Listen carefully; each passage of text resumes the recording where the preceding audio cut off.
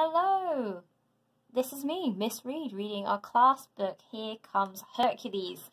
Last time we read, at the end of the chapter, lovely Tim ended up in a little bit of a mess.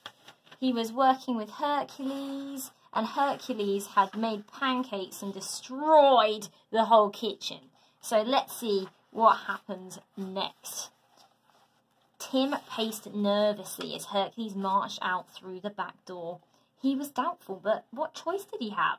There was no way he could clean all that mess by himself. Soon a scraping, digging sound came from outside.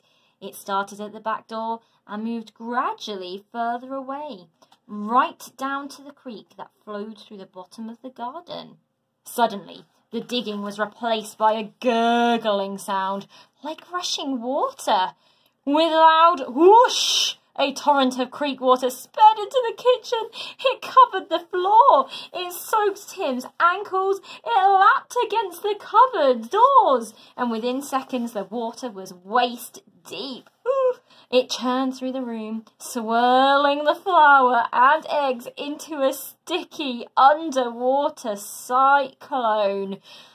"This is how I clean the stables," Hercules shouted over the noise. "Ah, a flood, a flood!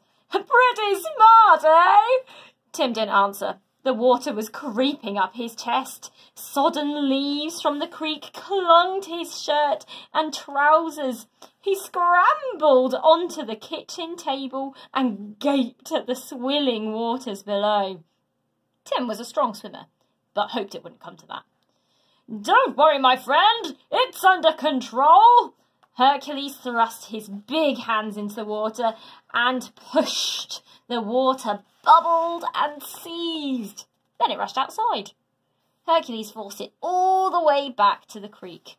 The floor was sopping wet, but sparkling clean, and all traces of dirt and debris had been washed away. Dripping, Tim jumped to the floor. He rushed to the back door and watched the creek water recede to its proper place. "See?" Hercules said, wiping his hands on a dry bit of chiton. "All done, nothing to worry about." "Except for one thing." Tim's face turned white when he saw it. Mum's story had been swept off the kitchen table by the floodwaters. Washed up in a corner, the pages were soaked right through. Shrieking, Tim tried to scoop it up. It was so soggy, it fell apart in his hands. Her story was ruined! Tim attempted to wring the water out, but that just made the problem worse. He was still trying to stick the torn pages together when Mum came home. They were damp and the sticky tape kept peeling off. "What happened?" Mum asked, splashing across the kitchen tiles. "How did you get so wet? Why is there water on the floor?" "Your story." Tim's voice trembled as he held up the sodden pages. "It's wrecked. I'm sorry." "Never mind about that. It's only a copy. The manuscript's still on the computer." Mum waved the paper away as she opened a cupboard and looked under the sink. "Maybe a water pipe burst. Doesn't look like it. Strange." Tim didn't know what to say. Hercules sat in a kitchen chair and watched with a smile on his face. Mum looked at Tim, eyebrows lowered. "Timothy, where did all this water come from? I want the truth." "The truth? Last time he told the truth, he got detention. Besides, Mum would say he was making things up again." He turned away. "You won't believe me." Mum groaned.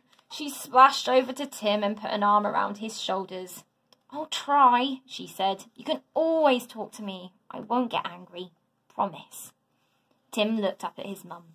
She looked back. Tim took a deep breath as if he were about to dive into a swimming pool. He would take a chance. He would try sharing his secret one last time. "I think you should sit down." He told Mum everything right from the beginning. He told her about Hercules being trapped in the vase and how he escaped when it broke. Tim told her about the weeding, about the tiger skin rug, about the pancakes and the creek water. Mum didn't interrupt. She sat quietly, with her hands folded in her lap. Her eyes grew bigger and brighter. When Tim finished, he looked at her nervously. Did she believe him? Brilliant, she said. What a great idea! Beaming, she jumped to her feet. She grabbed a notebook and pen, scribbled and muttered. He thought the dog was Cerberus, she chuckled. Right, I've got to write this now before I forget it. Mum bustled off to her bedroom where she kept her computer. She looked excited, the way she always did when she started a new story. A huge weight lifted from Tim's shoulders. Mum hadn't laughed at him. She hadn't got angry. He wasn't too sure she believed him, but she looked happy. Tim didn't feel so bad about breaking the vase now, which reminded him he'd been meaning to show Hercules something. This was as good a time as any. Hey, Hercules, come look at this. Tim squelched his way into the living room, trying not to drip onto the tiger skin rug. He grabbed the glued-together vase and flashed it at the hero. See this, muscle man? It's meant to be you. Hercules peered over Tim's shoulder and grunted. Me? Humph! In real life, I'm much stronger! He flexed his muscles to demonstrate. At least it shows I'm winning the fight. I beat that bull-headed bull easily. Is that what this says? How you beat the bully? Tim turned the vase carefully, showing Hercules the lines of writing on the back. The hero let out a loud gasp. Can you give it to me? Sure, why? The writing! I can read it! It says... Hercules fell silent. His lips moved as he read the ancient words. It took a long time. He clenched and unclenched his fists. Finally, Hercules looked up, his face white with shock. My friend, you will never believe what it says! And that's where we'll leave it for today. Ooh, exciting.